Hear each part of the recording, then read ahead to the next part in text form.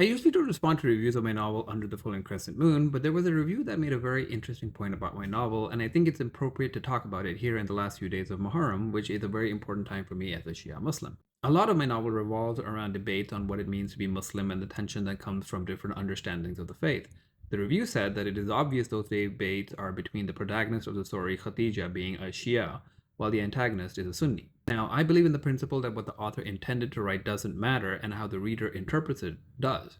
And so, for this reviewer, who I thank for the review, I really do appreciate it, the novel revolves around a disagreement between Shia and Sunni Islam is true. But the historical debates on Islamic law that I took inspiration from to write the story were between two groups who were called the Ahl al-Ray on one side and the Ahl al-Hadith on the other.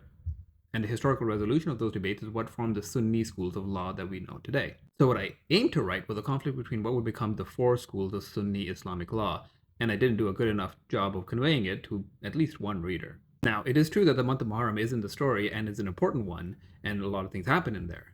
But how the residents of the fictional city of Madinat al-Aqam reacted to it isn't how Shias commemorate it, with very public and overt displays of grief. From the novel on page 128, the new year began with the sighting of the moon that heralded the first month of the year, Muharram. It was not an occasion that elicited much comment or any celebration in the city, since Muharram was considered a month of ill repute.